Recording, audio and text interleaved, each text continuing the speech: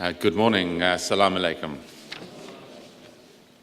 It's an enormous pleasure and honor to be with you all here this evening, especially in such distinguished company, His Lordship, so many scholars, and our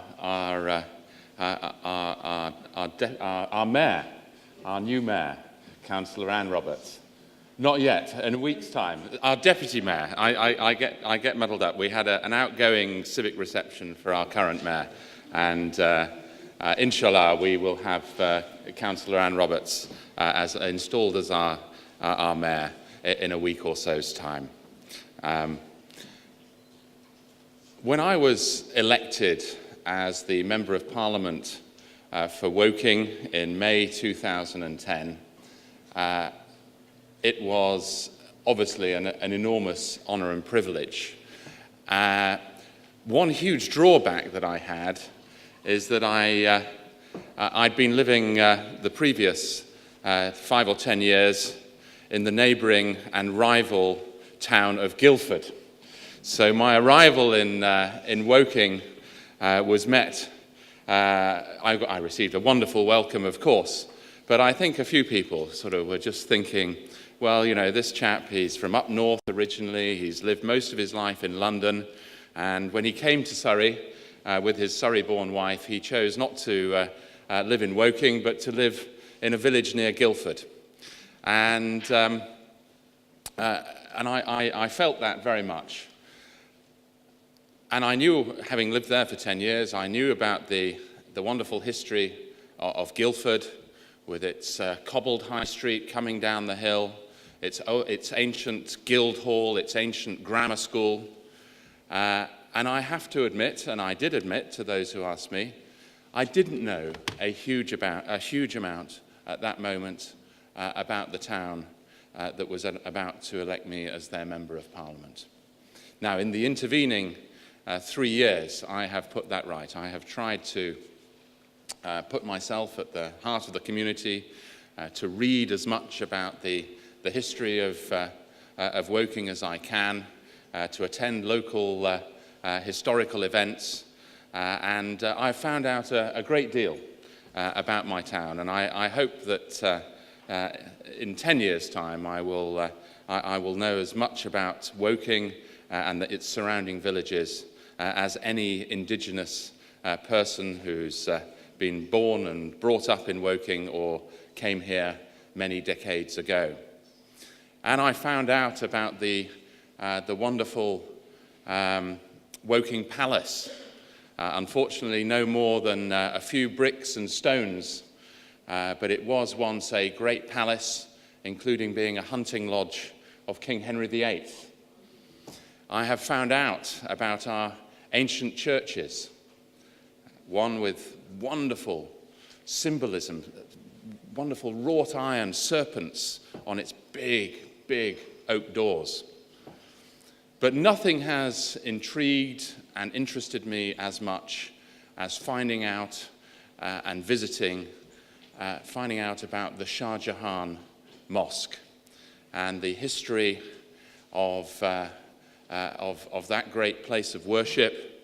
And in your wonderful booklet that we've also kindly been given today, you will read a little bit about the history. It is, of course, the first purpose-built mosque in the whole of our United Kingdom. And I know, and the booklet gives a flavour of this, but I know that it's had a history of serving different parts of the Muslim community over its rich history. And to have the first purpose-built mosque, a very pretty, very inspirational building, I think, here in the heart of our town, makes me very proud to be the Member of Parliament, and I think makes the citizens of Woking very proud as well. We have many different communities within our town, but none is as strong, or I suspect has such strong and ancient links with our town as as the Muslim community. And the community that's represented here today was very much there at the inception of the mosque and very much part of its early years. And I said in my maiden speech, my very first speech in the House of Commons, that I was not only proud to be the Member of Parliament for Woking, but that I was particularly proud to represent such a strong and vibrant Muslim community and to have the first purpose-built mosque in the country. And at the time I was elected, we also had our first Muslim mayor of Woking, who Councillor Anne Roberts will succeed in a few days' time and do so very successfully.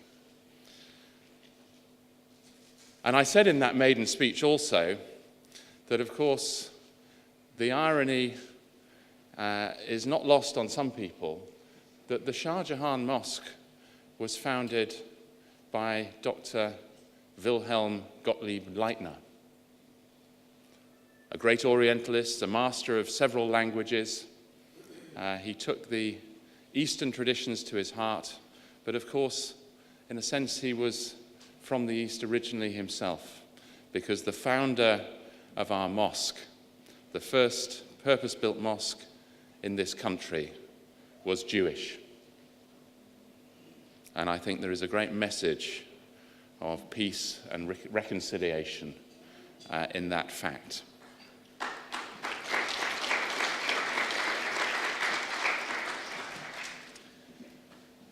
So I like to think, and you will hear from our inspirational chief executive a little bit later, Ray Morgan, who has done so much over many years, first as finance director and now as chief executive, to bring together all of the communities in Woking. I think we have a happy and a peaceful town.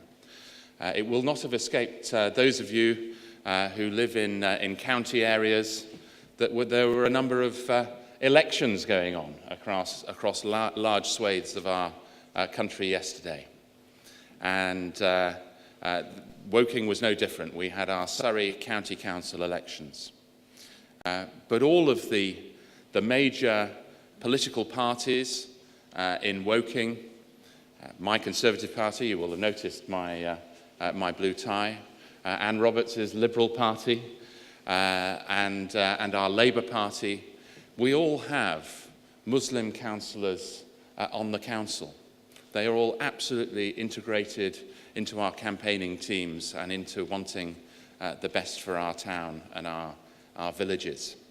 And of course, I was particularly pleased yesterday when my great friend, Borough Councillor Saj Hussain, was returned for the County Council.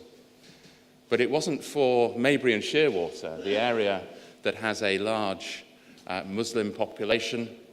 It was for Knapp Hill.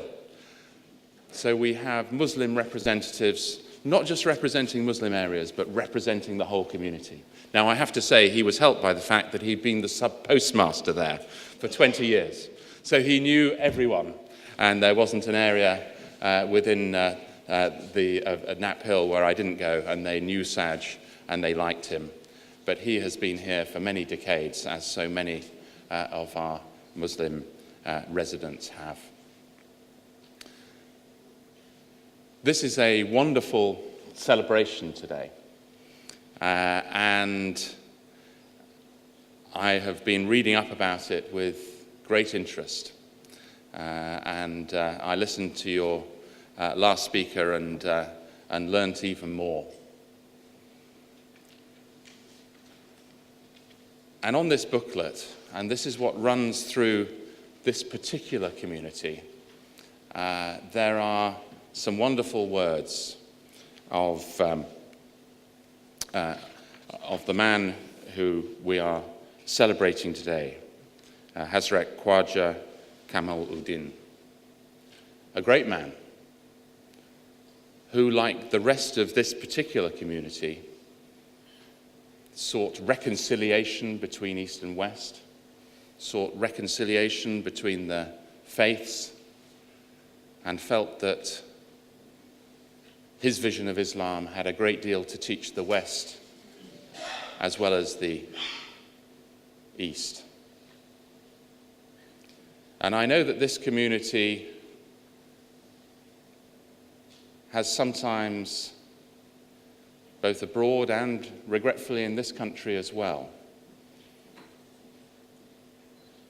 faced repression and faced hardship and faced those who did not understand their particular branch of this faith. And I wish you well, both in this country and abroad, in overcoming those transgressions of others against you.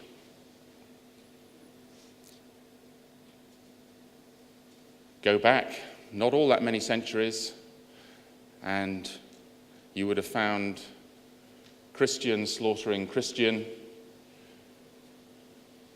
and it's not all that very long ago that Catholics or Methodists were discriminated against in this country. But I'm pleased to say, I hope I'm right in saying this, that we have a great deal of unity these days between the different branches of the Christian faith. And I think the different branches of the Christian faith also respect and admire the other major faiths in the world, whether it be Judaism, Hinduism, Sikhism, or all the branches of the great faith of Islam. And it is my fervent hope that the great faith of Islam can come to respect and love all of its different branches, because they are all worthy of love and respect. And I think this particular branch gives a great lead in the world in terms of preaching peace and reconciliation, and putting people right about what Islam can be all about. And it is not about extremism. And it is not about violent jihad. So I believe the world is better off with all of these branches of our great faiths. And I wish you well in the future.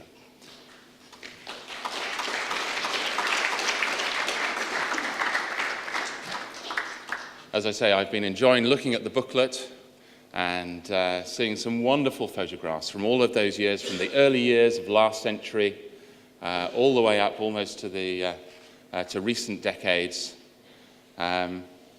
Perhaps this quote on the front will sum up what today and the future can be all about. Written all the way back in 1914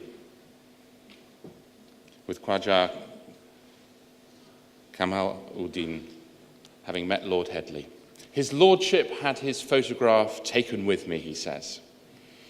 He hopes that by publishing this photograph, we can dispel Rudyard Kipling's notion that east is east and west is west, and never the twain shall meet, and show that the Prophet of Arabia has brought together east and west.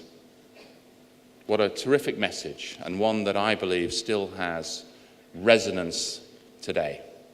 I wish you well with your wonderful event today, and it's been a great honor to speak with you. Thank you very much.